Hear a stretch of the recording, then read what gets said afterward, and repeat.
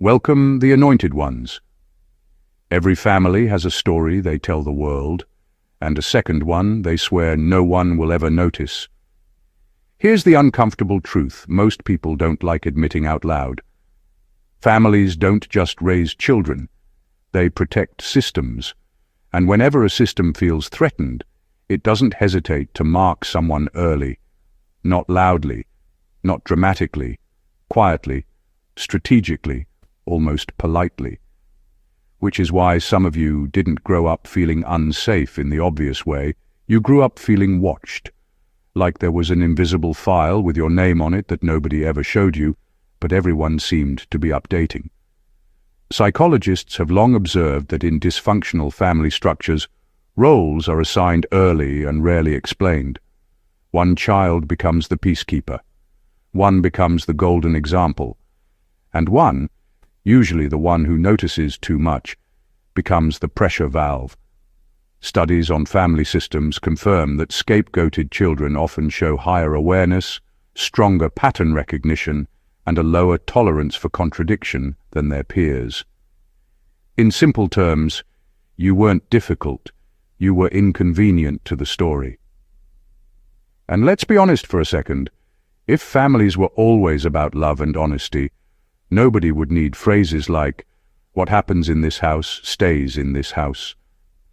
That sentence alone has done more emotional damage than most villains in movies, and it's always said with a smile like it's a warm hug instead of a legal disclaimer. What makes this even stranger is how early it starts. Before you had adult logic, before you understood power dynamics, you could feel it in the way conversations stopped when you entered rooms, in how your questions made people suddenly busy, in how jokes about you landed just a little too sharp to be harmless. You were treated like you might expose something simply by being yourself. No flashlight required. And here's the ironic part that deserves a small laugh. The very traits that made you a problem back then, your awareness, your refusal to play pretend, your habit of noticing what doesn't add up, are the same traits people now call strong intuition or high intelligence, once they're no longer responsible for dealing with you daily. This isn't about blaming parents or rewriting history for drama. This is about finally naming a pattern that explains why your childhood felt less like growing up and more like being quietly managed. Because when a family is hiding something dark, they don't start by locking doors. They start by watching the one person most likely to notice the shadows. And if that was you, this conversation is long overdue. Number 1. You were identified early as a variable they couldn't fully control. From a very young age, something about you didn't fit neatly into the family's expectations. You weren't doing anything wrong, but you weren't behaving the way the system needed you to behave either. You reacted differently. You noticed shifts in mood, tone, and tension without anyone explaining them. While other children adapted quickly to unspoken rules, you hesitated, questioned, or quietly resisted. That hesitation alone was enough to set off alarms. Families that rely on control don't panic over loud children or rebellious teens. They panic over children who don't absorb conditioning easily. You didn't internalize roles the way you were supposed to. Praise didn't fully hook you. Fear didn't fully freeze you. Even when you complied, there was a sense that you were doing it consciously, not automatically. That made you unpredictable, and unpredictability is dangerous to any system built on appearances. So the monitoring started early. Adults paid closer attention to your reactions than your actions. They watched how much you noticed, how much you remembered, how quickly you connected dots. You were corrected faster, questioned harder, and tolerated less, not because you were worse, but because you were harder to steer without explanation.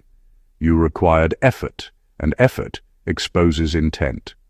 Over time, this turned into a quiet campaign of shaping. Small discouragements, subtle invalidation, emotional pressure dressed up as guidance. The goal wasn't to break you, but to dull the parts that didn't bend easily. If they could make you doubt your instincts early enough, they wouldn't have to deal with your independence later. What's important to understand is that this wasn't always conscious or cruel in a dramatic way.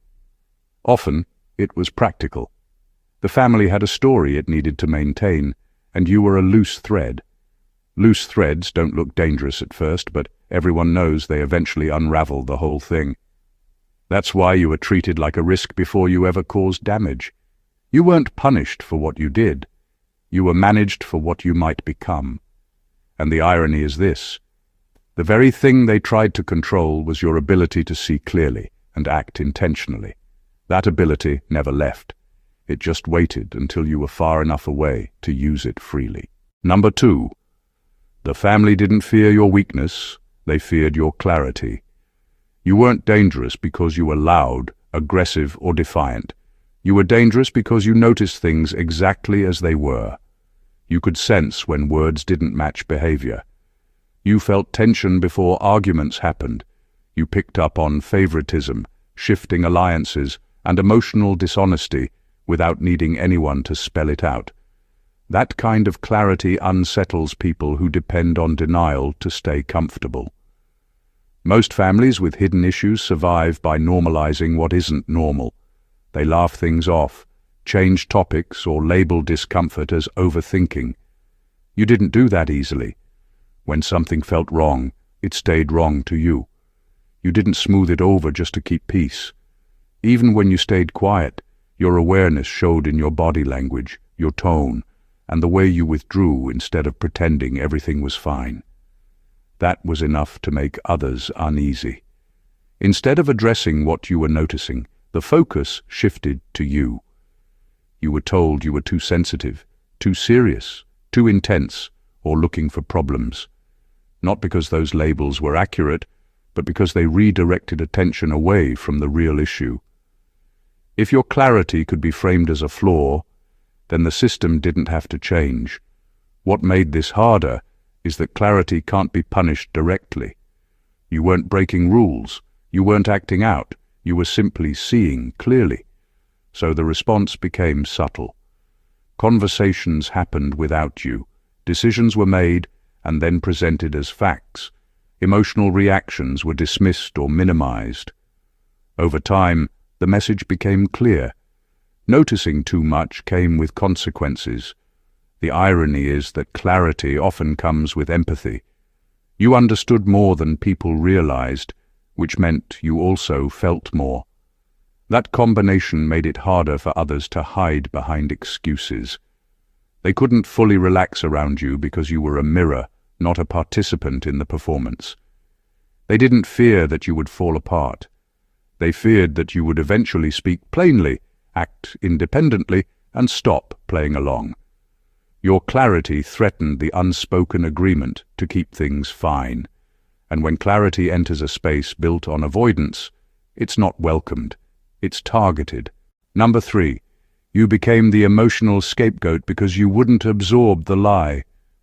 From early on, it wasn't about what you did, it was about what the family needed you to carry. Every family with a secret has invisible weights, tensions, and stories that no one wants to confront. Someone has to hold them, even if they didn't create them. In your case, that person was you. You weren't chosen because you were fragile or flawed. You were chosen because you couldn't be easily fooled. Your awareness made you a natural container for the family's unacknowledged truths. They blamed you for things that had nothing to do with you. Arguments, disappointments, and frustrations were redirected onto your shoulders because you were accessible and, crucially, observant. By making you the scapegoat, they protected the system itself. Your role wasn't accidental. You weren't just unlucky or sensitive. You were strategically assigned a burden that kept everyone else comfortable and the family's hidden realities intact. This assignment came with its own brand of isolation. Love was conditional, praise was rare, and affection often came with strings. When the family laughed, celebrated, or defended one another, you were often left out or subtly excluded. Their message was clear. You carry the tension, don't question why.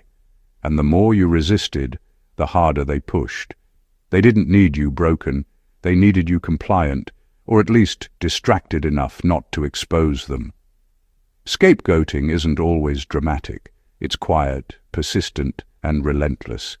It's in the sighs when you express discomfort, the raised eyebrows when you voice truth, the careful phrasing of praise to remind you that approval is earned, never given freely.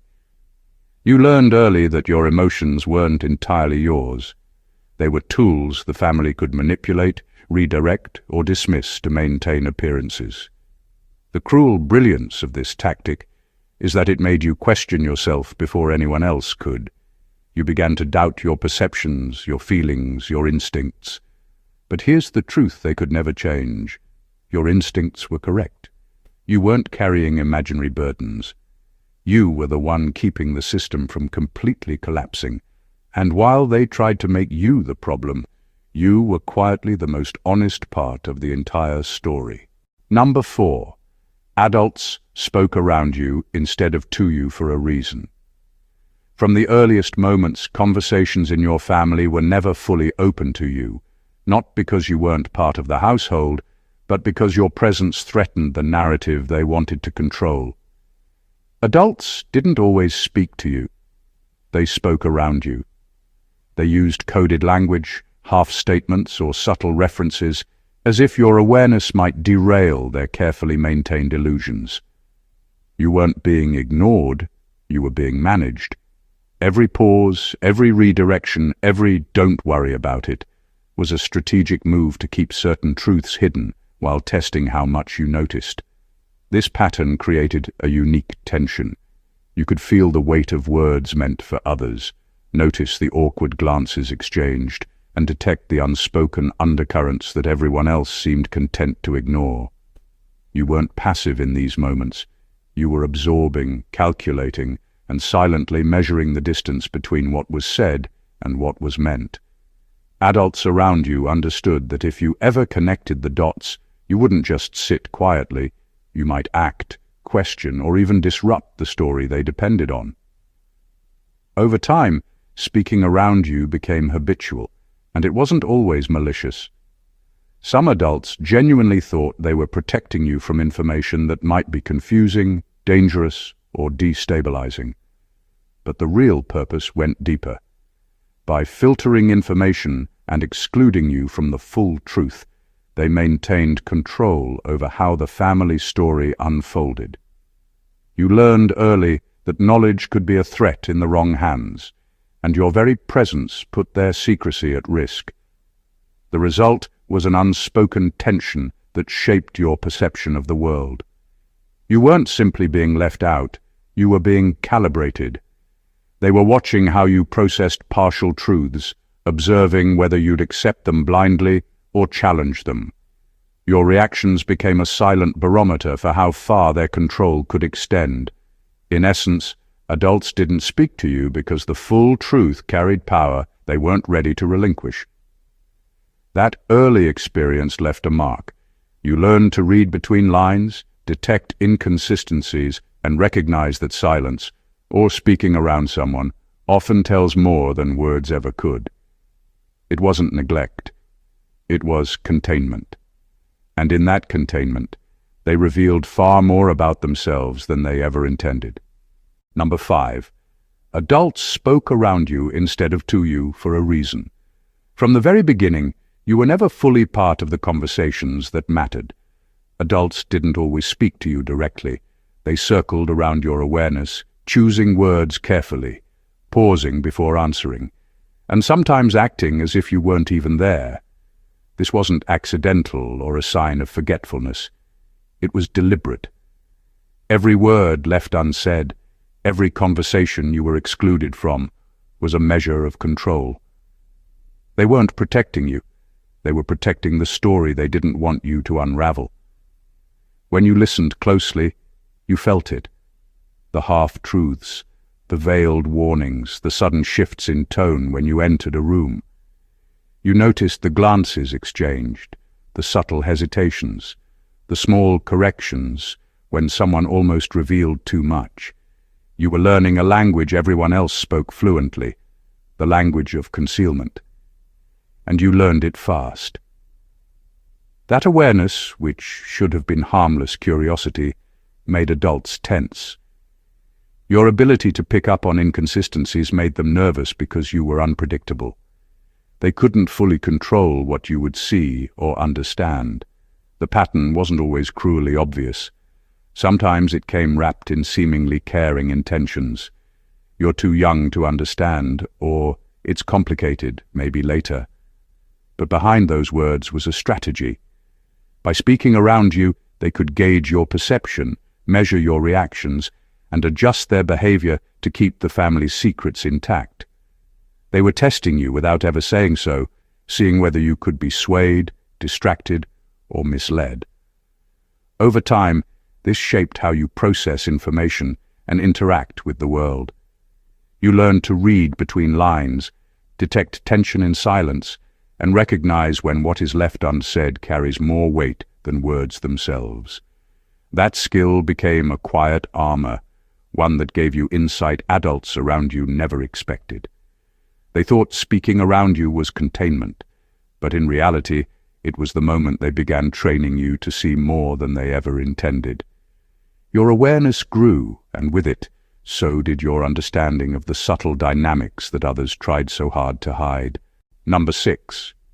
You were watched more closely than your siblings, not protected more.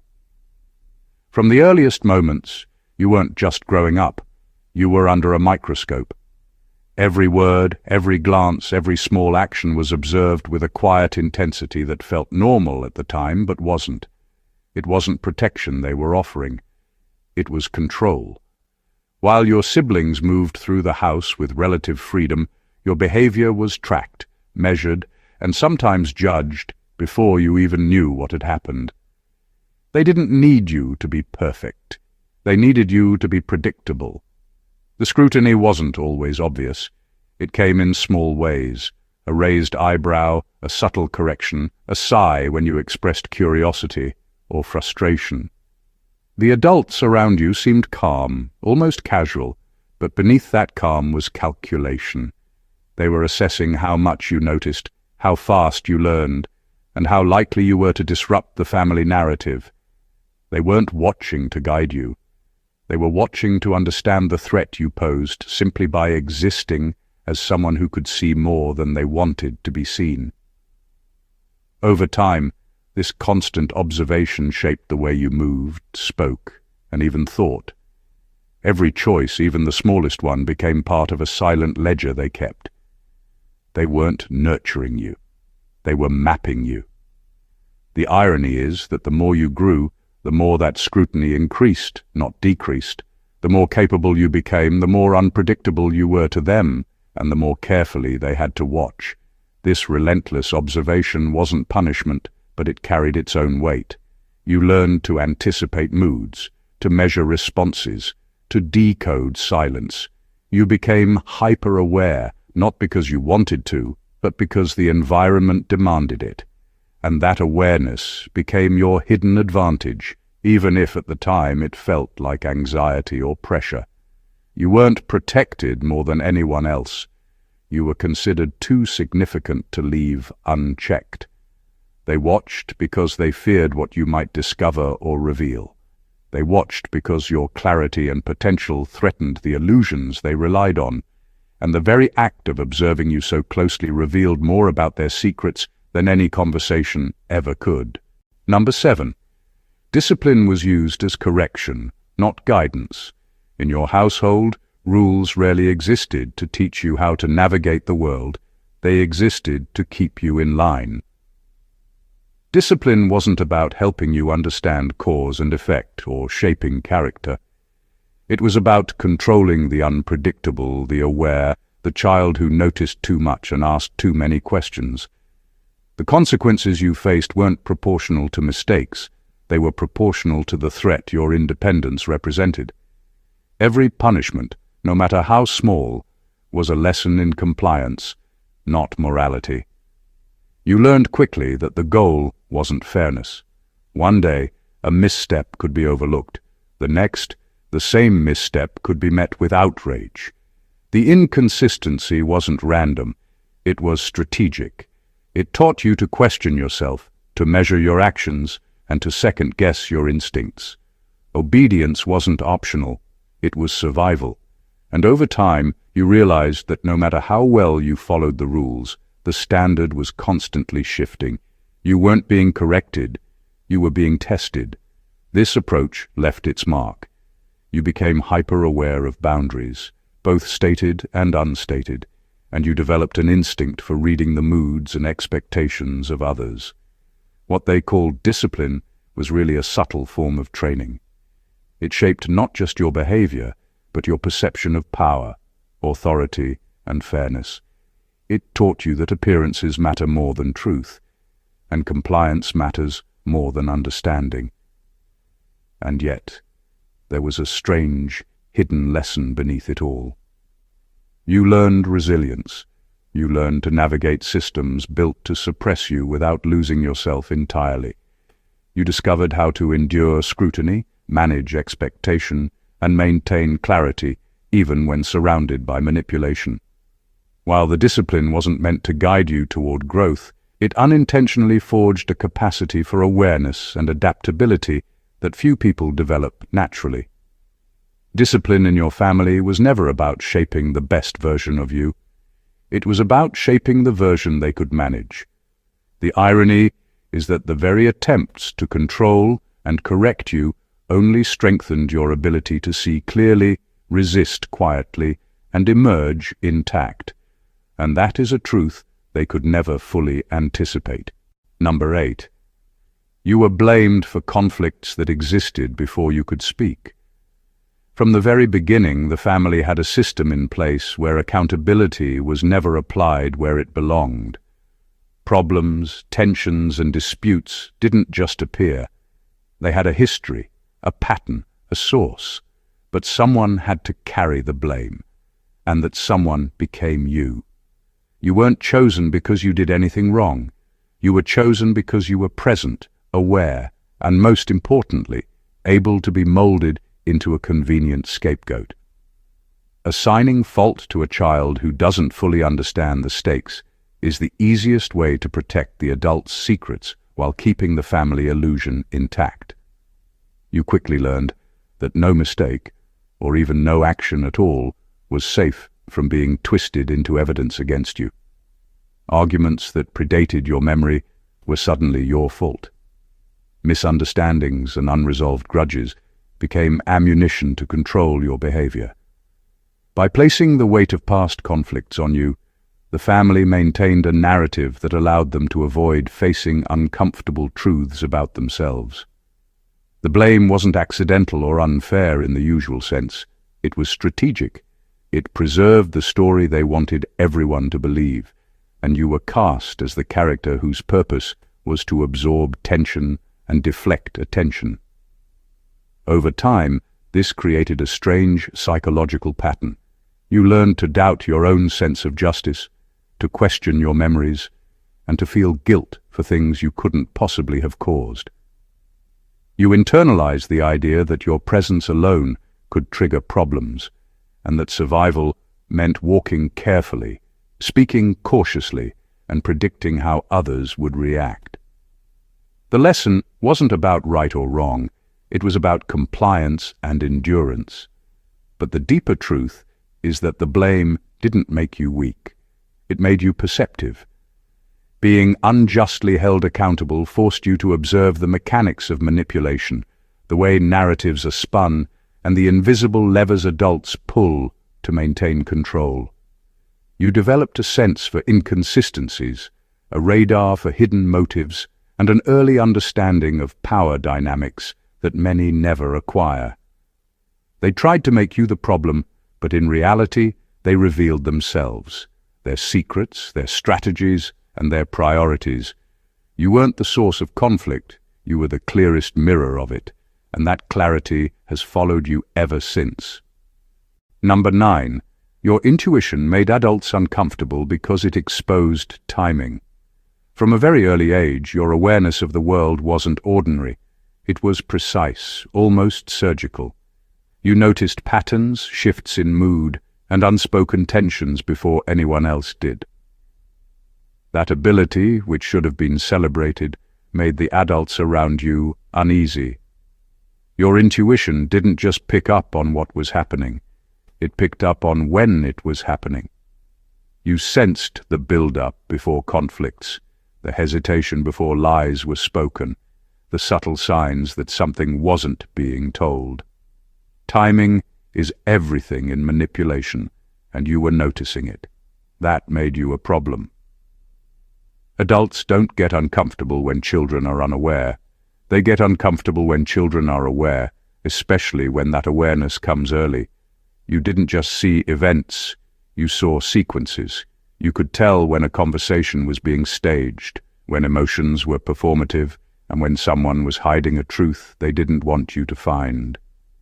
Your reactions, even subtle ones, disrupted the rhythm they had relied on to maintain control.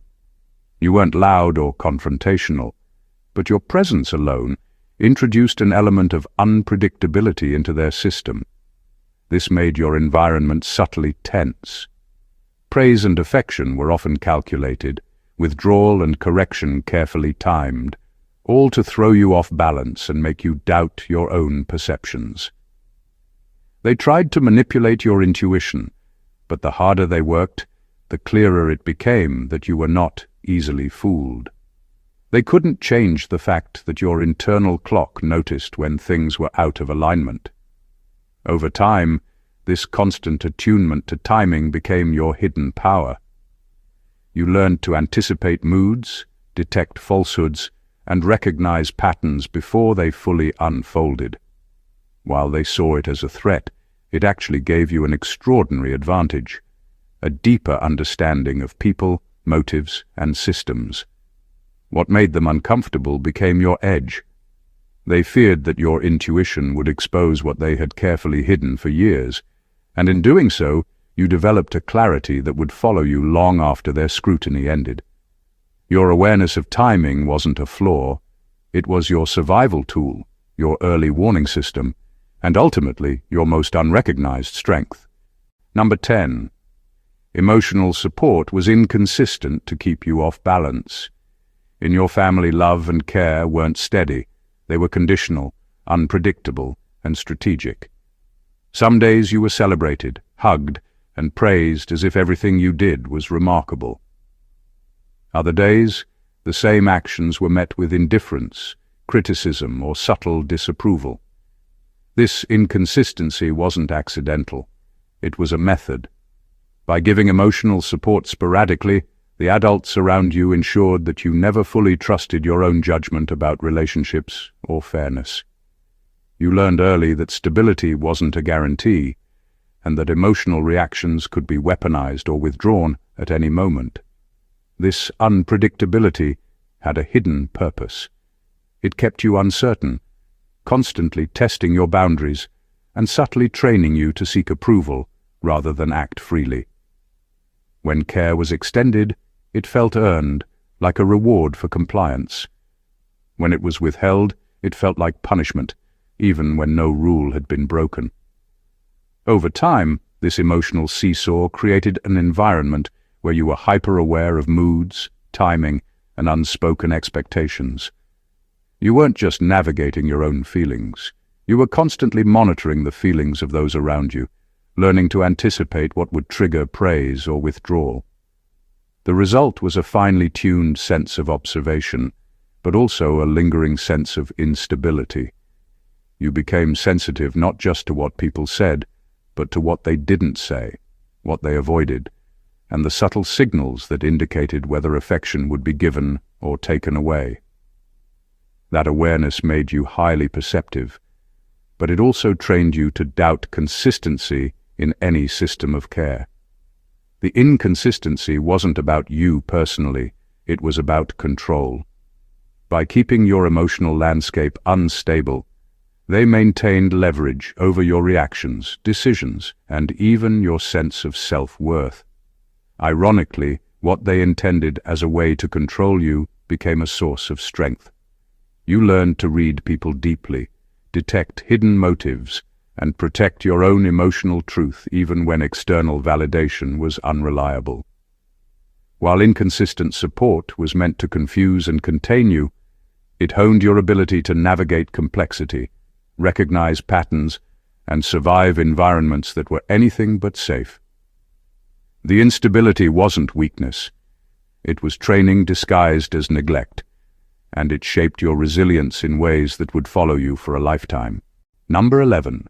You were trained to doubt your memory before you learned to trust it. From early on, your recollections of events, conversations, and even feelings were often challenged, dismissed, or rewritten. When you remembered things clearly, you were told you were imagining it or overreacting.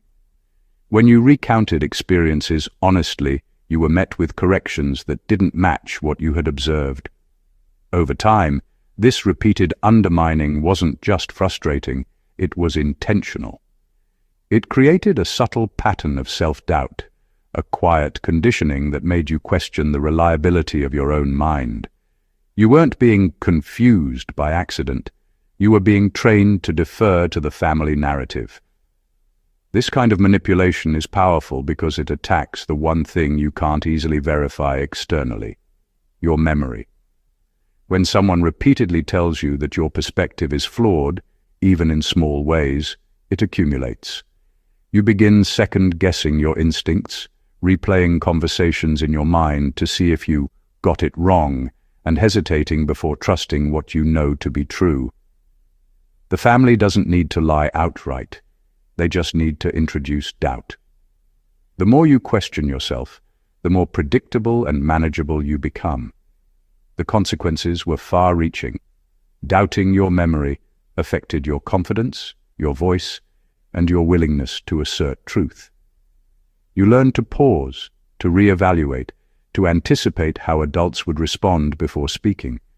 This wasn't weakness, it was survival. The constant recalibration sharpened your awareness. You became skilled at noticing discrepancies, reading between the lines, and detecting the subtle ways reality was being bent around you.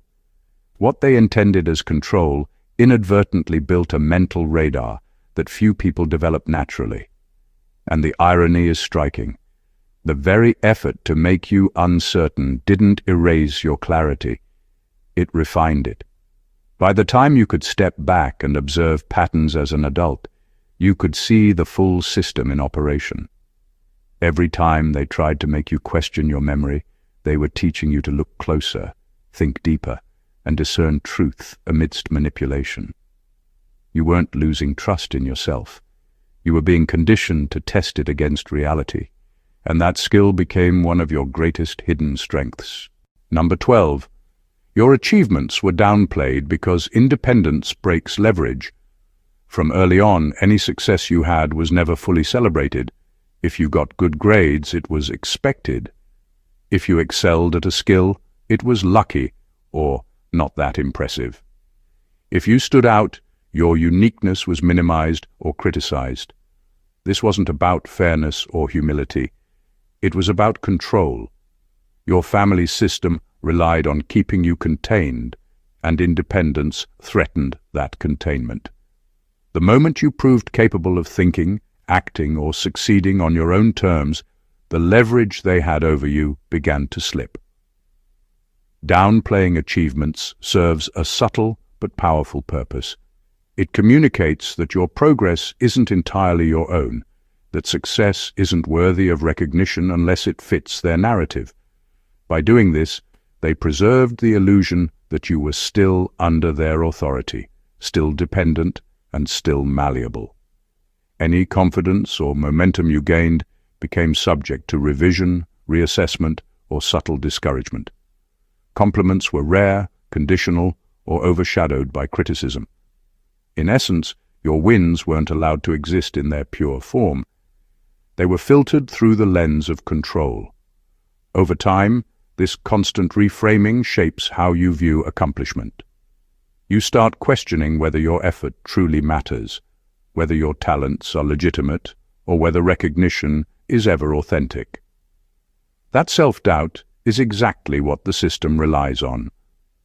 But beneath the discouragement, a different truth was forming. You were learning to validate yourself internally.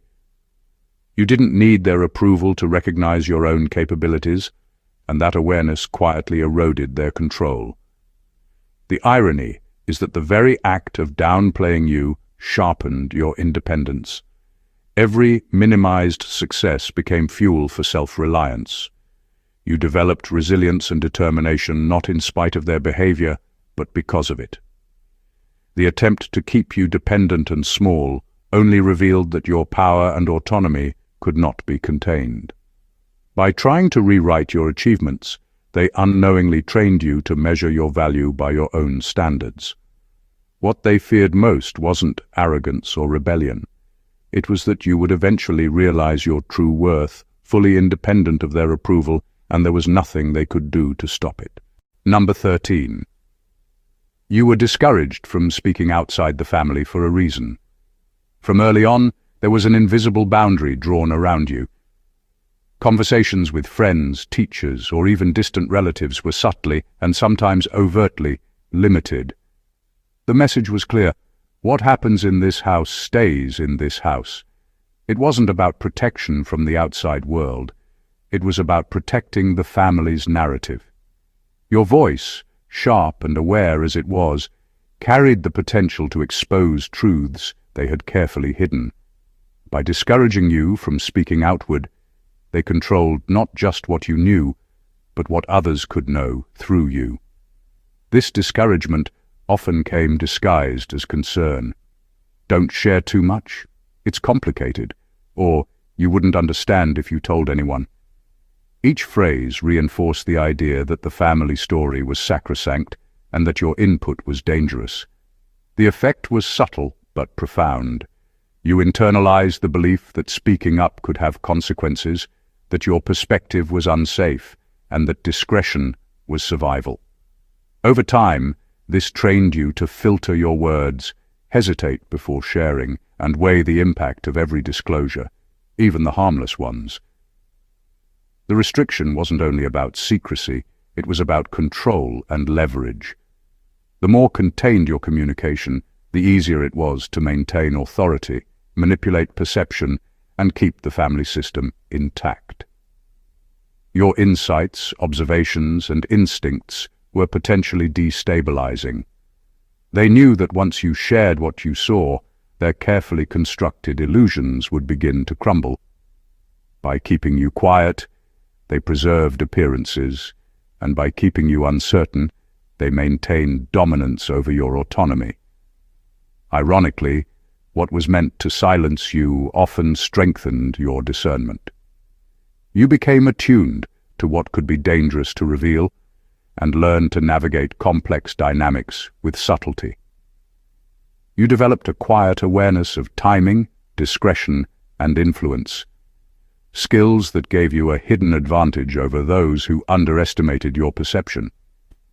The attempts to limit your voice didn't suppress it, they refined it. And once you realized the power of your own clarity, speaking outside the family wasn't reckless, it was transformative. They tried to cage your words, but they couldn't cage the truth you carried, and that truth always finds a way to surface. Number 14. You didn't escape the system, you outgrew it. Growing up in a family with hidden agendas and unspoken rules often feels like being trapped inside a game you didn't choose to play. At first, you follow the rules because survival depends on it. You learn the patterns, the expectations, and the delicate balance required to avoid conflict or scrutiny. You adapt, sometimes perfectly, sometimes reluctantly, and you begin to understand the invisible threads that hold the household together. But the more you grow, the more those threads feel confining. You don't leave because you're weak or naive. You leave because your awareness, independence, and clarity have outpaced the system itself. Outgrowing the system isn't a dramatic escape. It's gradual, almost imperceptible at first. You start questioning why certain behaviors are normalized, why contradictions are tolerated, and why truth is so often twisted. You recognize manipulation, favoritism, and inconsistencies, and you understand that no apology or explanation will change the fundamental structure that controls everyone else. What you once accepted as family dynamics begins to feel like a carefully constructed cage. The rules that applied to you are no longer relevant to the person you've become. As your perspective expands, distance, emotional, physical, or both, becomes inevitable. You aren't abandoning anyone, you're reclaiming space for your own truth. You see clearly the mechanisms of control that others rely on, and you realize that compliance is no longer necessary. Independence, insight, and self-trust have replaced fear, obligation, and doubt.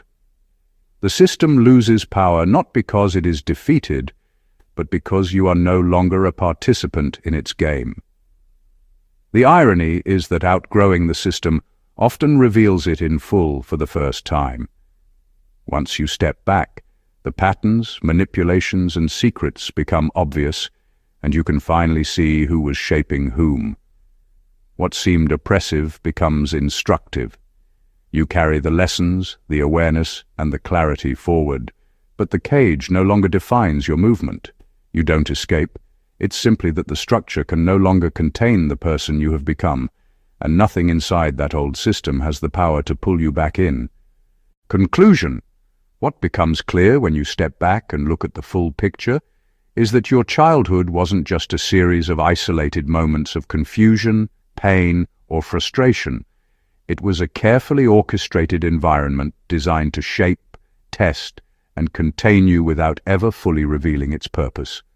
From the very beginning, you were watched, measured, and guided, not for your benefit, but to preserve a system that depended on secrecy, control, and compliance.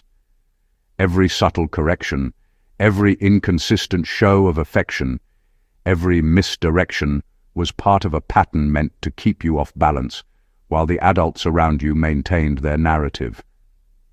And yet, in all of that, there was an unintended consequence. You emerged with clarity, intuition, and resilience that few ever develop. You weren't weak, you weren't flawed, you weren't the problem. You were the anomaly the system couldn't contain, the child who noticed too much, felt too deeply, and understood too early. The same traits that made you a target were the traits that ensured your survival, your growth, and eventually, your freedom. You learned to read between the lines, detect patterns, question authority, and trust your instincts when others tried to make you doubt yourself. You didn't escape the system by chance. You outgrew it. You weren't silenced. You simply became someone who could see beyond the walls that were built to contain you. Now, as an adult, the lessons you carry are invaluable. The experiences that once felt isolating and unfair are the foundation for the clarity, strength, and independence that define you today. Every moment of scrutiny, doubt, and manipulation honed a perception and resilience that no one can take away. You understand power, control, and truth in a way that those who tried to suppress you never could. The awareness you hold is your legacy, and the insight you've gained is not just survival. It's mastery over the system that once sought to define you. If this resonated with you, and you're ready to continue uncovering the truths hidden in plain sight, make sure you subscribe to the channel for more deep, revealing insights. Like this video if it opened your eyes, comment below with your thoughts or experiences, and share it with someone who needs to see the reality of these hidden patterns. Every click, every comment, and every share helps spread the knowledge and empowers more people to see clearly, just as you have. Don't stay silent. Let the truth be known, and let your awareness guide you forward. God bless you. Bless. One.